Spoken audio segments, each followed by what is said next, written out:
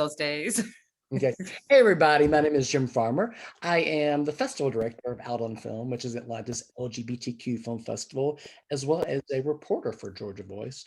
I am so excited to be able to have a conversation today with Sophia Nahli Allison, who is nominated for an Oscar this year for Best Documentary Short for her film, A Love Song for Latasha. Congratulations on the Oscar nomination. Thank you so much. I'm happy to be here. So where were you when you found out about the nomination? I was asleep in bed. I set my alarm to wake up on time because I think LA time, it was maybe like 4 or 5 in the morning. And I woke up just a couple of minutes late to text messages letting me know the good news. Oh, congratulations. That must have been a morning you'll never forget. Absolutely. It felt like a dream. So when I finally did fall back asleep, I had to wake up and remember what just happened. For those who have not seen the film yet, can you talk a little bit about it? Yes, A Love Song for Latasha is an experimental short documentary that reimagines the life of 15-year-old Latasha Harlins. And for those that don't know who Latasha is, she was a young 15-year-old Black girl who was wrongfully killed in South Central by a Korean store clerk. Soon Ja-do accused her of stealing a $1.79 bottle of orange juice.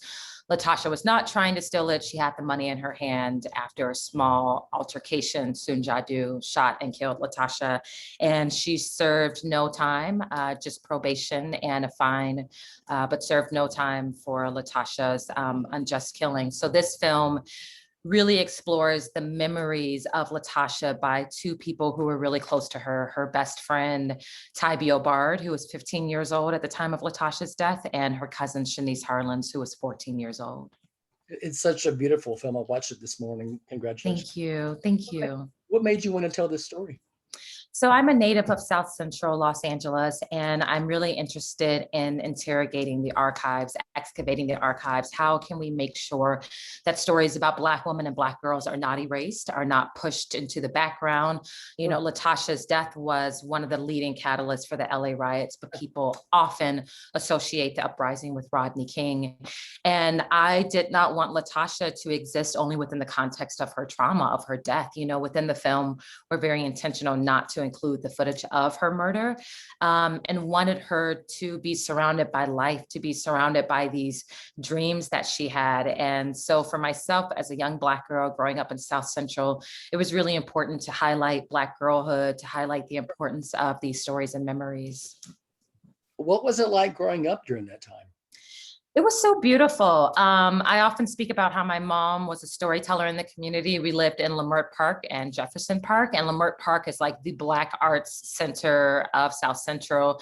And my dad was a musician, so I grew up with a really interesting balance of understanding all the social political things happening in South Central, but also all of the magic, the beauty, the brilliance that surrounded me, that was within the community. So those are memories I really deeply hold on to and cherish. I was reading the press notes earlier today, and you mentioned that you really wanted to do justice to Latasha. You didn't want to make her a statistic or just a Black body. Can you talk a little bit about that? Yes, so to me, it was really important to create a hybrid documentary, an experimental documentary for Latasha, because what happens when no tangible or archival materials really exist for us to tell that complete story? And just understanding that so much of the history of Black folks, we practice oral history, sharing these stories. So the memories and the stories of Latasha always will remain. You know, the family keeps those alive, friends, members in the community that remember her. But I wanted Latasha's story to exist on a global level. You know, this is unfortunately a very cyclical pattern we've seen of anti-Blackness, of the adultification of Black girls. And so I wanted to rebirth this memory. I wanted to conjure this archive. I call A Love Song for Latasha a spiritual archive, because how do you rebuild an archive that doesn't exist in the tangible? And you're having to reimagine all of these visuals to help tell the story. And so it was a very intentional and spiritual process. It took 2 years to make, and really throughout it, you know, decolonizing what we know within documentary, decolonizing Western conceptions of time, our perceptions of time, and telling stories, and really being led by Latasha's spirit, being inspired by the works of Alice Walker, Zora Neale Hurston, Toni Morrison, and really wanting this to feel like we are being invited into these sacred memories, these private memories of these two Black women, Ty and Shanice. Did this film play a lot of festivals before it was on? It did. So 2019, the film premiered at Tribeca Film Festival. It went on to do about a dozen, with Black Star Film Festival, NOLA Film Festival, AFI. It eventually ended its festival run at Sundance in 2020. And there was a period where I thought, the film had completed its journey. I was really sad about it, but I accepted that ultimately, I never made this film for accolades, for recognition. I made it to be an archive for the community. I made it for us to engage with Latasha's stories. So when Netflix came along, it was just so wonderful. They've been extremely supportive in helping us move beyond just a film. And, we had a mural erected within South Central and have really been engaging in conversations regarding what it means to center the voices and the narratives of Black women. So it's been really beautiful to watch this film get a new life each year. This year makes 30 years since Latasha was killed, and it's also the year of her 45th birthday. So it feels really special to see her being recognized in 2021. So many great short films play at festivals, and then they just sort of disappear a little bit. I mean, how did congratulations on Netflix. I mean, what an amazing platform to have your film out there and to have people see your film. How did Netflix come up for you? So we had been in conversation for quite some time. And then, with everything going on in the world, kind of fell out of communication, but then connected again and just began this conversation about what would it mean for a film like A Love Song for Latasha to be with Netflix. And we were just myself and my team, we were so moved and deeply appreciated the intentionality that Netflix came with. They always wanted to make sure we were centered in the process. And I just feel so grateful for the team that I have at Netflix because they deeply understand and cherish the importance of Latasha's story. They always want to make sure Ty and Shanice are centered within this experience.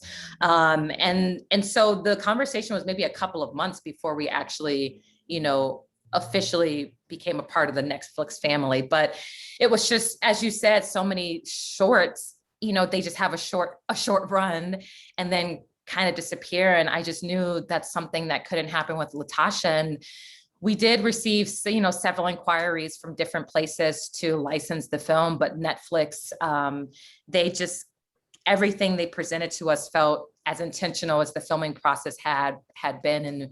And we wanted to be on this journey with them to continue making sure Latasha's story was known. Has there been any thought about maybe expanding this to a full-length documentary? So not for me, I won't be doing that, but I know the Harlins family is working to have her story expanded into a feature length. And I'm really excited for that because, a short, it only tells so much, there's still so much to her story, but I'm really grateful. I always felt like this story needed to exist within this time frame of a short. I'm so happy with it as a short, but I'm excited to see how the Harlins family extends Latasha's story because it definitely deserves to be a feature-length film. Exactly. As a Black filmmaker, also as a filmmaker who's openly lesbian, can you talk a little bit about the work that is important to you and what you want to work on moving forward? Yeah, as a Black queer woman, I'm deeply, deeply invested in telling stories about Black women, about Black girls, about Black queer folks. And I want to continue seeing us take up that space to tell our stories, not allowing anyone else to tell our stories, because there's a care that we bring to it. There's a care that's needed. We really need to decolonize these extractive practices that we have seen when telling stories about Black folks, Black women, Black queer folks, Black trans folks. And so for me, I'm really inspired to continue to see us as a community tell our own stories. I'm really excited to tell stories about Black queer women, that, Black queer love. That's something that's so important to me. Black queer young girls. What is that girlhood like? and so I'm excited to continue exploring the space of hybrid, to move into fiction. And I feel like Latasha will forever be my baby in the sense, a love song for Latasha. I will always return to this piece of work as my foundation. And I'm just excited to continue expanding, you know, as a Black queer woman, what it means for my voice and my story to be nourished, to be supported, to receive the resources needed to tell these stories. So when will we get to the point where we'll see more of these Black queer stories on TV and in film? Because there aren't that many of them. Yeah, you know, what's unfortunate is we have so many Black queer artists doing this work, but it's just they're not being recognized by networks or major platforms. And so a lot of this work exists within an independent spectrum. And so I'm really wanting to see the mainstream understand that these stories need to exist on a global level. So I don't want to take away from the fact that Black queer folks and Black trans folks are telling their stories. It's just, unfortunately, they're not receiving the resources and the support to be seen by the masses. And I'm hoping, you know, with 2020, with 2021, of us continuing to move forward in that direction and understanding how important it is to support that community and make sure they have everything they need to tell their stories authentically, not supporting these artists where they're just the face of the stories, but letting them have the agency to tell their full truth, to do, you know, for their unique voices to be supported. We deeply need that, and to trust their vision, to trust our vision, that we know what we're doing and we know how we're telling our stories, and we just need people who support it and let us do what we do. Great. I just assumed that the Academy Awards were going to be virtual this year, but I've been pleasantly surprised to find out that they're not. They're going to be a live event. So talk a little bit about the night of the Academy Awards. Yeah, I'm really excited because we'll be taking Ty and Shanice, my creative partner, who was also nominated. Janice Duncan happens to be my partner. And so her guest will be Ty, my guest will be Shanice, and we're just so excited to celebrate them.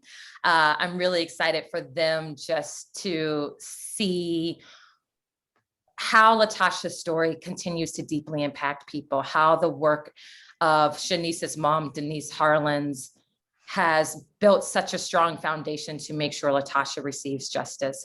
So I think I'm more excited for Ty and Shanice, for them to be celebrated, for them to see Latasha's name up there, you know, when they announce the nominees. That's what Janice and I are really excited about. Like, we want Ty and Shanice to feel celebrated, to feel honored, and to receive all the recognition that they deserve and that Latasha deserves. Congratulations. That is so Thank you. very deserved.